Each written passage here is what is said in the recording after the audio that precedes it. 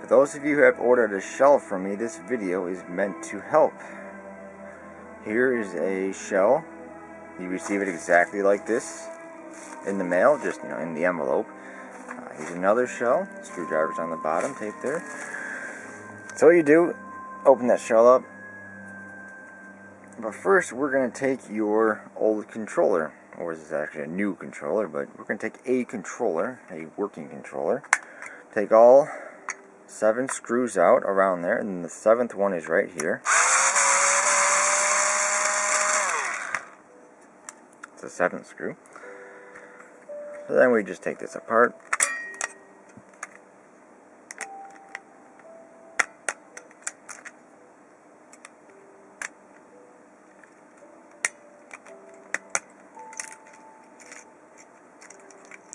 There we go, we got the springs now.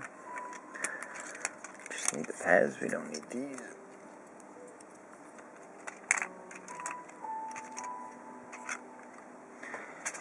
Okay.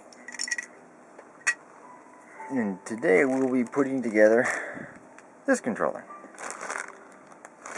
But this shell does not have red LEDs. Or the board, board. This one does have red LEDs on it. Take this out. Because it's a chrome, we're going to put a glove on so we don't mark it up.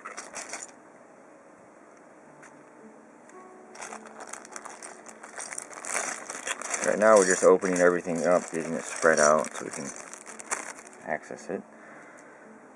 First thing I usually do is put the D-pad in, You can only go one way in there, so.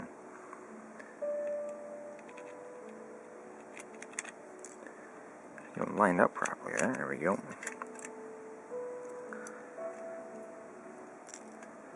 Let me grab your screwdriver. Switch the bit right there.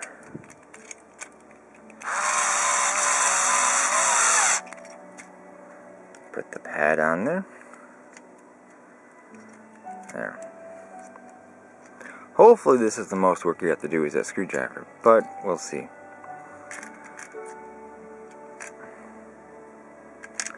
These usually just fall, and once in a while you will have to file. Sometimes you have to file right around this bottom edge right here. So just, go around the whole bottom edge. Just file that down. That's one of the biggest problems with some of these.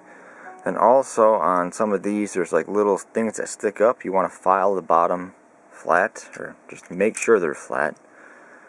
Usually most of the time they're okay, but every once in a while they're not. This it is one of those times. They all fit in there just fine.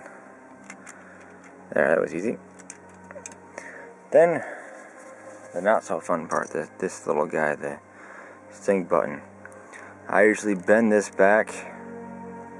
Can't really see. Bend it back just a little bit. Then put it in there. Push it on. Now these sync buttons are usually a shade bit longer because of the paint on them.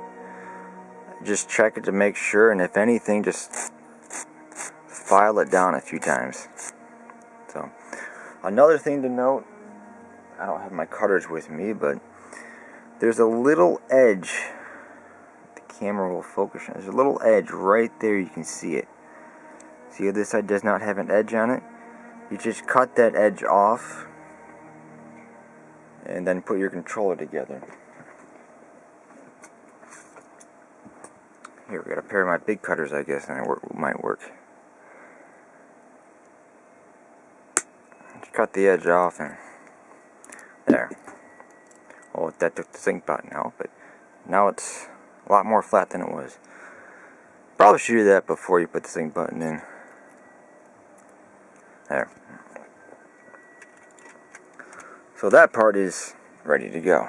Now grab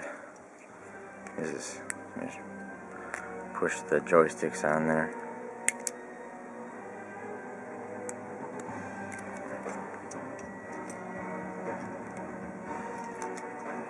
Triggers on there. springs.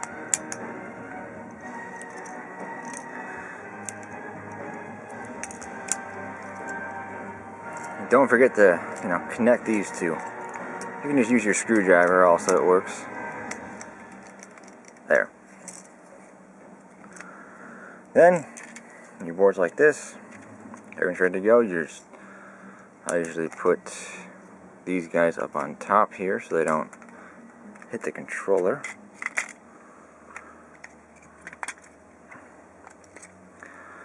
Usually the sync button falls forward a little bit. Then you just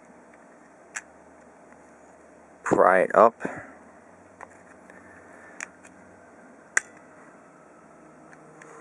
There. Because these little things can hit when you push it down, so you just pick them up a little bit and it should go right down in. And for your top shell, or the bottom part.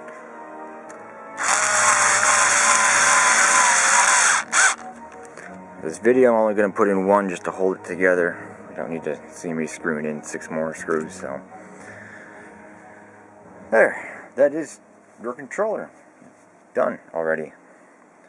So we're going to take the batteries, or take your battery pack with batteries in it, and make sure that it works. Turns on. Now you should do a shake test. Make sure it works. If your controller does not turn on, this bottom edge right here can be filed down. I have filed some of them down quite a bit, some of them not so much. Usually, sometimes you can take this whole thing completely off here. I've done that, and if it still doesn't turn on, put it on your controller and just hit it.